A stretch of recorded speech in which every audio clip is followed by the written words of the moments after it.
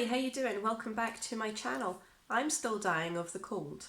I still have the cold. I am not having a good time of it. I hate having the cold. So if I sound a bit it's because I am a bit at the moment, so please bear with me. I am back with another New Metal Monday where I'm talking about my favourite new releases of the week, and it's going to be a very quick video this week because I only have 3 albums to talk about this week. Usually I have 5. I think I've had 5 quite consistently over the last few weeks. Sometimes 4, sometimes 6, but 5 seems to be kind of like, that's 10, that's not 5, doesn't matter. 5 seems to be kind of like my comfort zone. So I'm just going to jump in and get on with it. 2 of the albums were highly anticipated by me this year, and the third one was a lovely surprise. I like lovely surprises. Who doesn't like a lovely surprise? Actually, that's a lie. I don't like surprises at all, but I did like this one. Completely contradictory, but I'm just going to bash on with this. So first up on my list, I have the Deathstars with Everything Destroys You, and this is the 5th studio album from the industrial death glam Swedish band. Industrial death glam. That's a genre and a half, isn't it? I love this band. I have absolutely adored this band since they released their Termination Bliss album. I think that was their 2nd studio album. And I think that was like in the early 2000s that they released the album. And I've been in love with them ever since. And then I kind of backtracked into their first album that was released in 1999, Synthetic Generation. I adore this band. I don't know if this channel was broadcast anywhere else. I think it was just in the UK, but it was when I used to work night shift. I used to work night shift in a call centre many moons ago when I was a teenager, and I used to watch this TV show, this TV channel called Scuzz, and they played a lot of heavy metal music back then. And I remember coming home from a night shift, it must have been about 4am, 3am, 4am at the time, and the Deathstars with Cyanide were playing, and I just fell in love with them ever since. They're a very nostalgic band for me. They remind me of my younger days and things like that, and they're just absolutely amazing. They're a really fun band, but they're also a really dark band. So they're a fun, dark band. A dark, fun band. Yeah, they're a dark, fun band, if that's a thing. And if it's not a thing, I'm making it a thing. And they have a very, very distinct sound, and it's a sound that they have honed and they've kind of held on to over the years. Now, I did actually write a full album review which broke the album down track by track for this day in metal, so I'll make sure to include that in the description box below if you want a more detailed account of what the album's actually about and what it sounds like.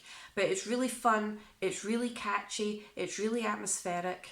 You know, it's high adrenaline, it's really melodic in places, there's a lot of synth in there, and it's basically just like a really punchy, jumpy, fun goth party. But it's really, really dark, and it has like a lot of really dark gothy elements throughout, but it's also very fun. It's a very contradictory album. The entire band is a bit like that. They're very fun, but they're also very dark and gothy.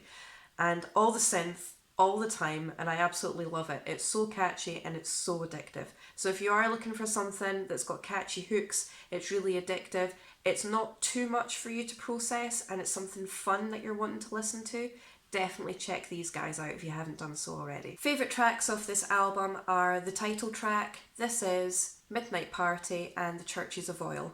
Okay, so next up on my list here, and this is an album that I saw absolutely blow up across metal Twitter, and that's Unearth with the Wretched, the Ruinous, and it's the 8th studio album from the metalcore band from the US. Now, I've said this a couple of times on the channel now.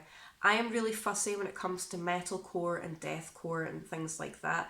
I don't listen to a lot of it, but these guys, this is the kind of metalcore that I really, really like. And it's basically the old guard showing the genre exactly how it's done. Now, this band are horrendously underrated, especially for the amount of talent that goes into their albums, especially this one.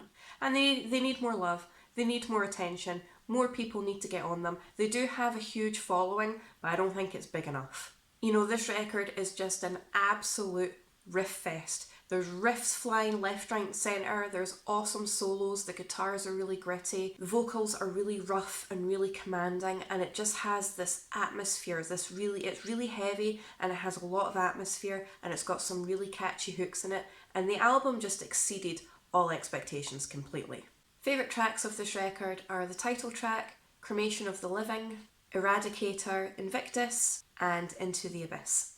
Okay, so next up and last on my list, but by no means least, I have Dawn of Existence with Ancient Arts, and this is a debut album from the blackened melodic death metal from the US, and wow, this absolutely blew me away. It's got all that synthy atmosphere that I really like, that I talk about constantly on this channel. It's really melodic, it's really catchy, it's really dark, it's really heavy, and the vocals are absolutely stunning. They do have more of a growl to them, but it's kind of like a blackened growl, so it's slightly more high pitched compared to the vocals from the previous two albums that I've spoken about in today's video. But this is just an absolutely stunning record, and the artwork is absolutely gorgeous. But yeah, if you're looking for your melodic death metal with a lot of synth, a lot of catchy hooks, a lot of melody, but those really kind of dark, gritty vocals, definitely get on this. It's an absolutely stellar record considering it's just a debut album. These guys have worked their magic on this, and I reckon they're going to go far. Favourite tracks of this record are Marble Garden, Satan Space Lord, and Mystic Serpent. And how cool is Satan Space Lord? That's just a really cool name for a track. That's actually the first track that I listened to, because I looked at the track listing on the album and I was like, that says Satan Space Lord, I'm listening to that first. Was not disappointed. It's amazing. Okay, so that's it for this week's New Metal Monday. I said it was a quick video, but I've somehow managed to waffle on like I normally do, so never mind. If you can let me know in the comments section below what you think of these three records, and let me know if there's anything that I've missed, because I probably have missed something, and I'll definitely get it checked out. If you could like, share, subscribe, I really do appreciate your support. Thank you so much, and I'll see you in my next video.